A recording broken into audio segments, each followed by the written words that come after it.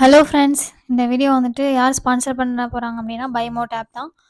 அவங்க வந்துட்டு மற்ற வெப்சைட் மாதிரி இப்போ அமேசான், ஃப்ளிப்கார்ட் மாதிரி ஒரு காமர்ஸ் சர்வீஸ் பண்ணுறவங்க.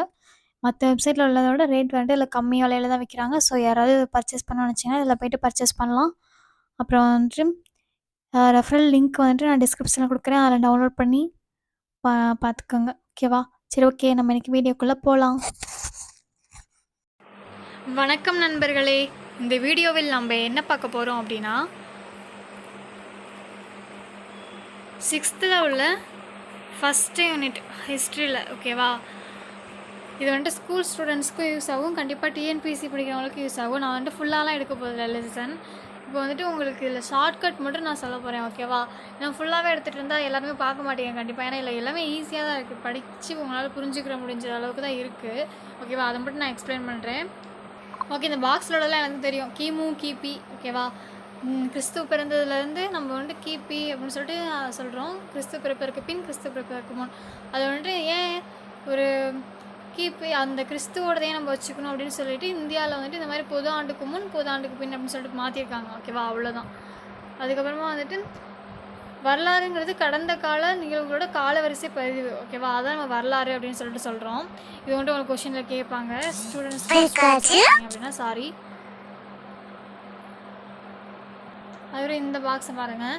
ஹிஸ்டோரியா அப்படின்ற ஒரு கிரேக்க சொல்லிருந்து தான் ஹிஸ்ட்ரி வந்திருக்கு. ஓகேவா? இது வந்துட்டு விசாரிப்பதன் மூலம் கற்றல் அப்படின்னு சொல்லிட்டு இப்போ ஒரு ஹிஸ்ட்ரி ஒருத்தவங்க வந்துட்டு ஏதோ ஒருத்தவங்க இப்போ ராஜராஜ சோழனோட வரலாறு வந்துட்டு சொல்கிறாங்க அப்படின்னா அது வந்துட்டு நம்ம விசாரிச்சு தான் கற்றுருப்பாங்க. ஓகேவா? இப்போ ராஜராஜ சோழன் பிறந்தப்ப நம்ம யாரும் அவங்க போய் பார்க்கல. ஓகேவா? புக்கில் எழுதி வச்சதை வச்சு நம்ம சொல்கிறோம் அப்படி சொல்றியா. அதனால் வந்துட்டு இது மாதிரி விசாரிச்சிருப்பாங்க அங்கே போயிட்டு அப்படின்னு ஞாபகம் வச்சுக்கோங்க. அதுமாதிரி இந்த கிரேக்க வார்த்தையிலேருந்து எப்படி வந்துச்சு அது வந்துட்டு எப்படி ஞாபகம் வச்சுக்கிறீங்கன்னா, ஹிஸ்ட்ரியே ஒருத்தவங்க ரொம்ப படிச்சுட்டே இருக்கான்னு வச்சுக்கோங்களேன், அவன் கிராக் ஆகிடுவான். இப்போ வந்துட்டு நம்மளாம் சொல்லுவோம்ல கிராக் பைத்தியம்னு சொல்லிட்டு சொல்லுவோம்ல, அது மாதிரி கிராக் ஆகிடுவான். அதான் கிரேக்க சொல்லு அப்படின்னு ஞாபகம் வச்சுக்கோங்க. ஓகேவா? அப்புறம் இதில் வேறு என்ன சொல்லியிருக்காங்கன்னா, நாட்குறிப்புகளை வச்சு தான் அவங்கள பற்றி நம்ம தெரிஞ்சுக்கிறோம் அப்படின்னு சொல்லிட்டு சொல்லியிருக்காங்க.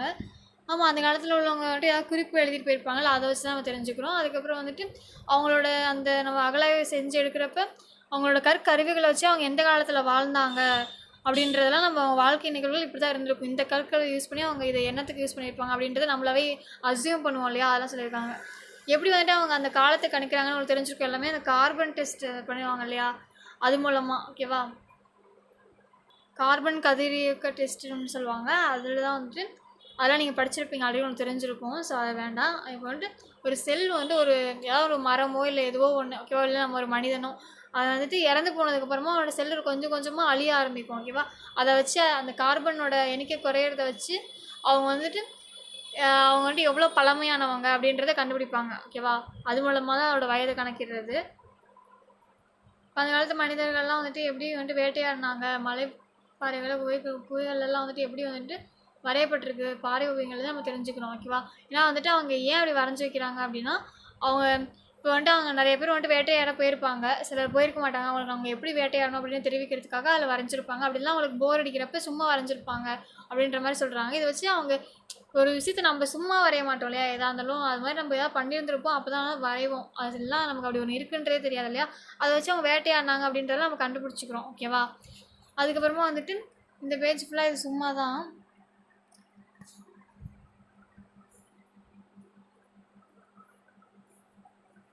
சாரி, கொடுத்துருக்காங்க படம் வந்துட்டு பார்த்துக்கோங்க. அதில் ஒன்றும் கொஸ்டின்ஸ் கேட்குற மாதிரிலாம் எதுவும் கிடையாது. அடுத்து வந்துட்டு அடுத்த பேஜ் போய்க்கோங்க. அடுத்து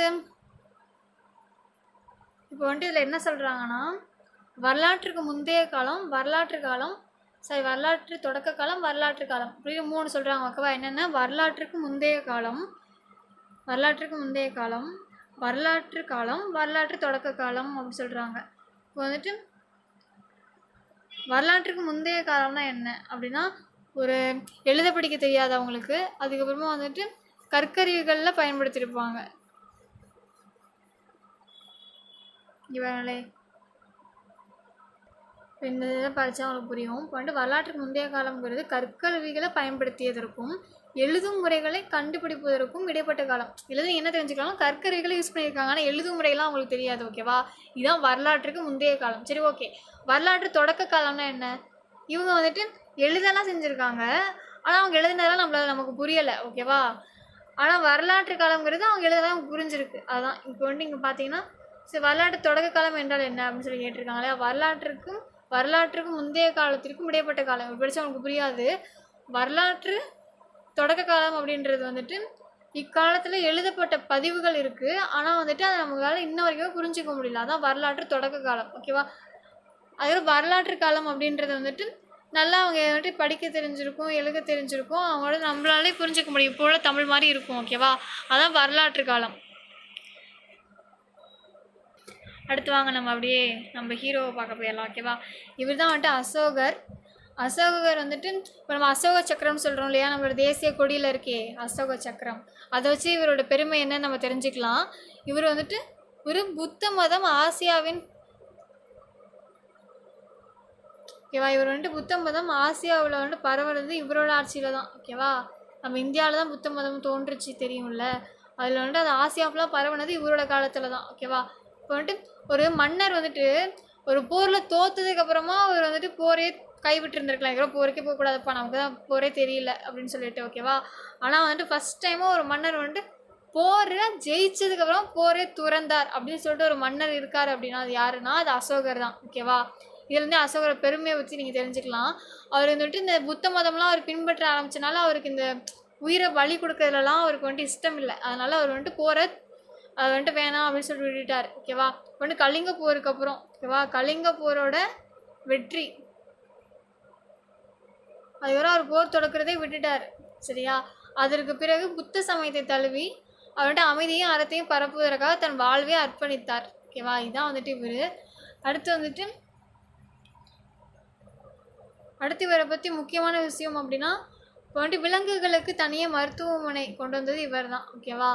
இது வந்துட்டு ரொம்ப முக்கியமானது. அசோகர் வந்துட்டு விலங்குகளுக்கு மருத்துவமனை கொண்டு வந்திருக்கார். இப்போ வெட்டினரி ஹாஸ்பிட்டல்ஸ் வந்துட்டு நிறைய இருக்கலாம், ஆனால் ஃபஸ்ட்டு கொண்டு வந்தது யாருன்னா அசோகர் தான், ஓகேவா.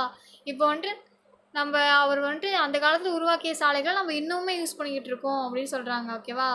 சாலைகள், அப்புறம் 24 ஆரக்கால் சக்கரம் அப்படின்றது வந்துட்டு சாரநாத் கற்றூரில் இருக்குது, ஓகேவா. அதுதான் நம்ம வந்துட்டு இப்போ தேசிய கொடியில் யூஸ் பண்ணிகிட்ருக்கோம். ஆனால் வந்துட்டு இவரோட சிறப்புகள் எல்லாமே யாருக்குமே தெரியாமலே இருந்துச்சு. 19ஆம் நூற்றாண்டு வரை இடம்பெறவே இல்லை. அப்போ யார் தான் வந்து கண்டுபிடிச்சா அப்படின்னா William Jones, William Prinsep, Alexander Cunningham தெரிஞ்சிருக்கோம். நம்ம இந்திய தொல்லியல் ஆராய்ச்சி அதை ஆரம்பித்து வச்சதே அவர் தான், ஓகேவா.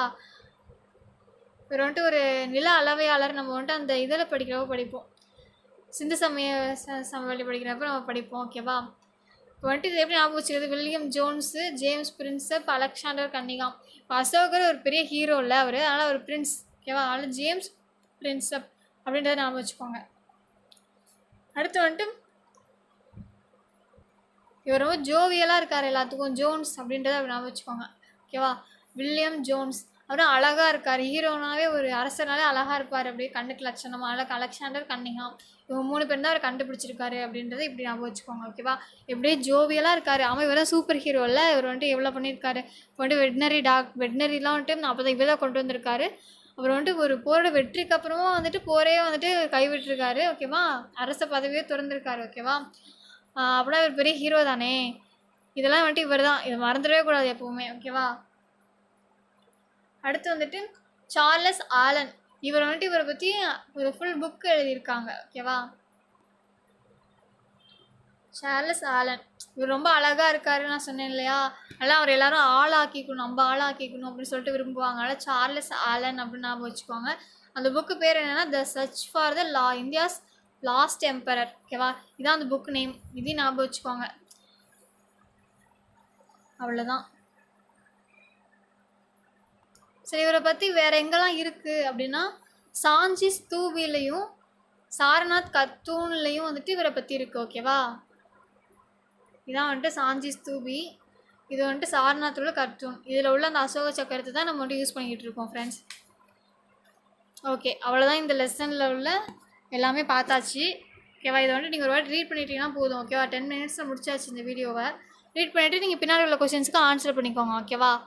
தேங்க்யூ.